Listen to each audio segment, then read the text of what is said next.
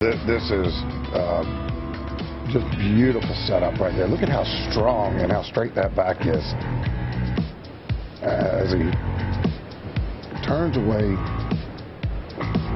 everything loads behind the golf ball. Solid post on that right-hand side. And then as he turns through, he starts down, and the hips fire so far out of the way that right there at impact, they're actually turning back toward the ball just slightly.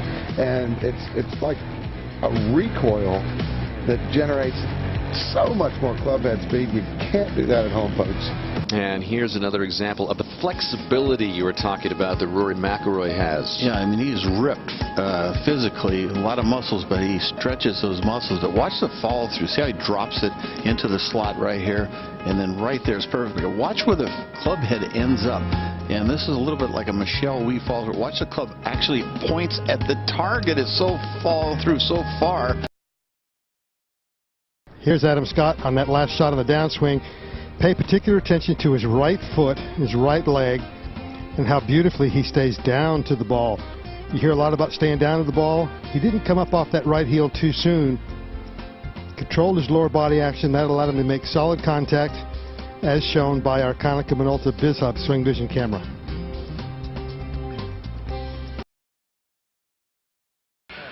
Yeah, nice straight back. Backside out, look to the top. It gets to the top. You know, look at the club face and the left wrist are basically the same. They're parallel. That means a square face.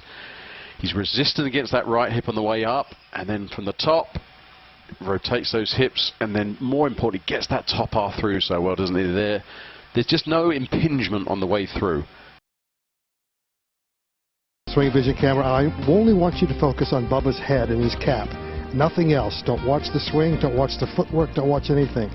Because as much movement as he has with his legs, with his feet, and as high as he gets his swing, the only way he can control that and find the center of the club face on the back of the ball consistently is by keeping his swing arc, his swing center in the same place. And especially when you consider he's swinging at 125 miles an hour of club head speed, he does a marvelous job of retaining his head position. In my opinion, that's the key to his ability to find the ball consistently. Let's use our Konica Minolta BizHub Swing Vision camera to show how Dustin Johnson creates so much power in his golf swing. I want to identify the distance his arms are from his body at address, because as he takes the club away, you're going to see the arms breaking away from the body, getting a little bit farther away from him. The net result of that is, at the halfway back point, you're going to see the club head getting inside of his hands. Now, that's not good, because what that leads to is his infamous wrist position at the top of his backswing. And that's what everybody focuses on, this position right here. But really what I want you to focus on is how wonderfully he rotates his knees, how beautifully he turns his hips and his torso. That unbelievable body rotation is really the key to his explosive power.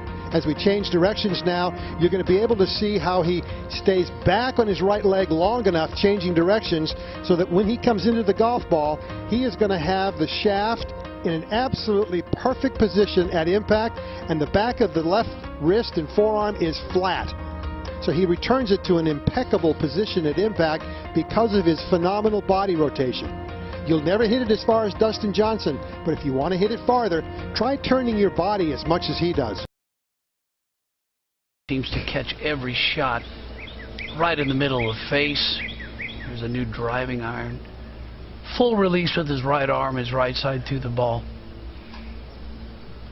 He said he looks to be in mid-season form. First week of January. It's a good thing to work with. Boy, take a look at how much downhill this ball is. Key here is to keep your weight on your left side, and you can see that Kevin's doing that perfectly. Now, trying to maintain balance to the ball. At this point here, you're going to lose your balance, as we saw Kevin do, because your weight wants to throw down the slope. Now, if you look at Louis over here, you can see beautiful lines here from posture back, just gently hanging over the golf ball, the arms just hanging down below the shoulders. That's a beautiful situation there. Now as he swings back, it's all very standard, hands close to the body. You can see the lower half starts to rotate away, very little hand action, and this is just beautiful stuff because there's no manipulation of the club as we get him to the top here. A beautiful situation. You can see the left forearm and the club face parallel with each other, which means it's very square, and you can see how the right hip is sort of turned in behind him. The thing to watch though is that this hip tends to fire a little early on the way down, so as he transitions now, you'll see that right hip sort of kick towards the golf ball. Sometimes it gets that right elbow just a little stuck in behind the hip, and you can see how this area is now straightened up. So from that beautiful posture that he was bent in as we continue to take him through, you can see how the lower half's pulled in underneath him, and so it forces him to have to use the hands a little too much. Sometimes he gets late, and so as a result he also puts some pressure on the lower back. Just notice the setup. Everything square, shoulders, hips, knees, aiming right down the left side of the fairway. Tall, stands up erect, beautiful straight takeaway. Look how upright he is. Club is perfect at the top. Notice the face of the club matching up with the left arm.